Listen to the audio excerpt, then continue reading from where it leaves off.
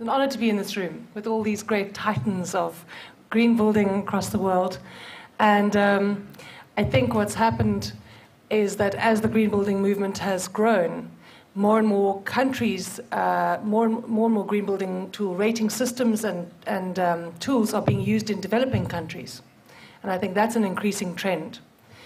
And as we work in countries where the scale of the social and economic challenges are very large, in many instances, being green is not enough, and being a proponent of the environmental sustainability issues has not been enough.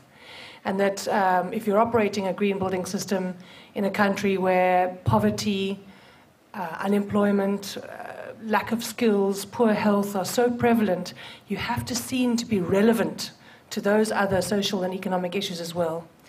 And so, in response to this need, the World Green Building Council and the Green Building Council of South Africa put together a project to develop a framework for socioeconomic factors.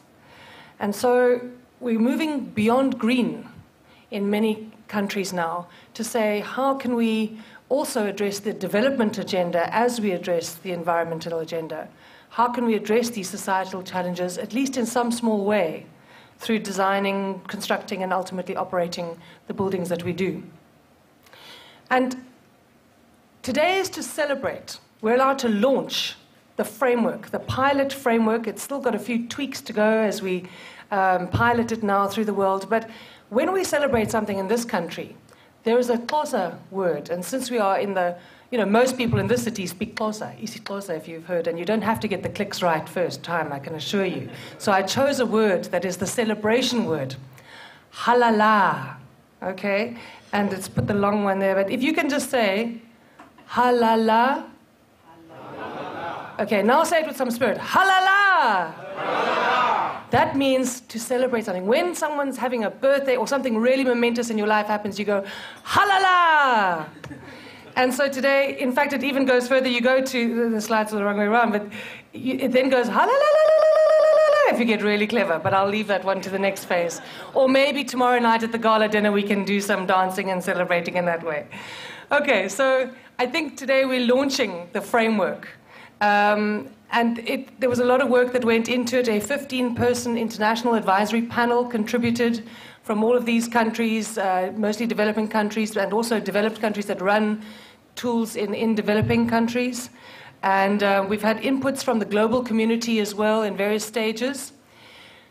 This community of people chose 5 key themes as the priorities: employment and economic opportunity, education and skills development, a very important one, health and safety, equality, and community engagement and benefit. All things that can happen in the process of constructing, designing, and operating buildings, ultimately. And the framework document, I'm not handing out a physical copy because we don't do that so much anymore in our paperless world, so you are welcome to please download it from the World Green Building's website.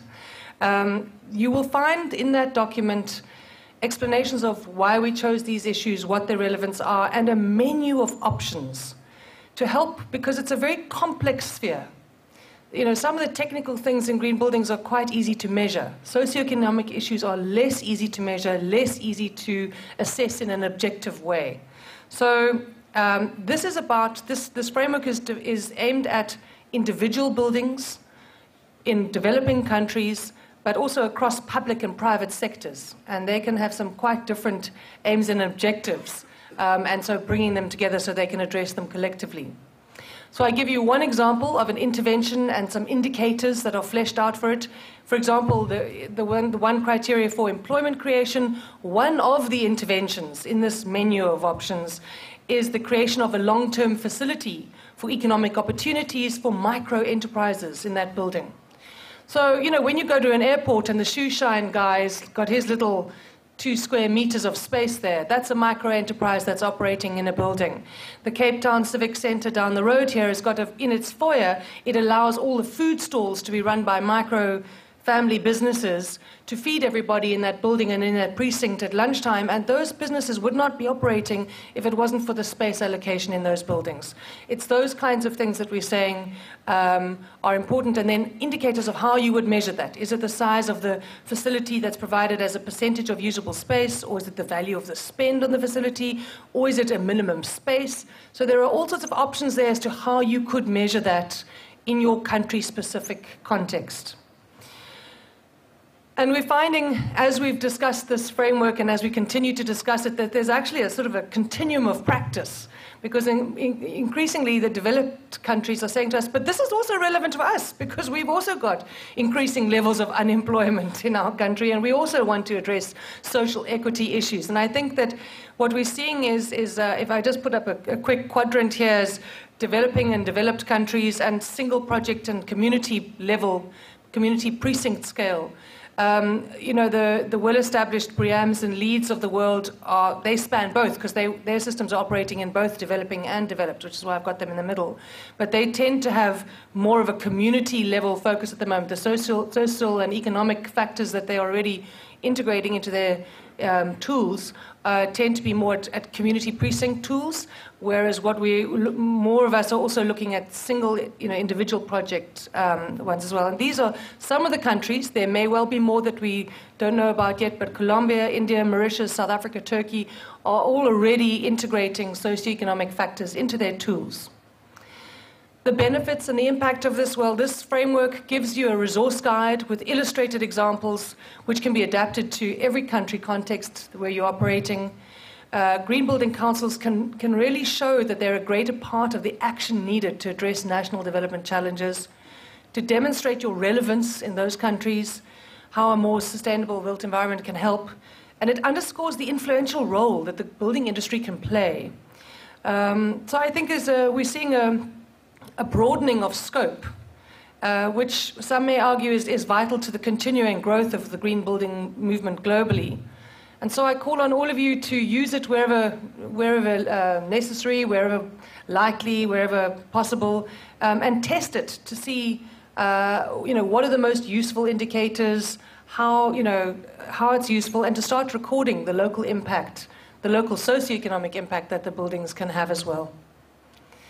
In South Africa, we are launching tomorrow, and you'll see, if you're at the brainwave stage tomorrow afternoon, you'll see we're launching a socioeconomic category. So it's a standalone, separate category with separate recognition for now. Basically we have 9 categories, and this will be a 10th. So it's kind of a Green Star South Africa Plus at the moment for the launch period, which will be over the first year, and then we'll see whether that gets fully integrated or not later on.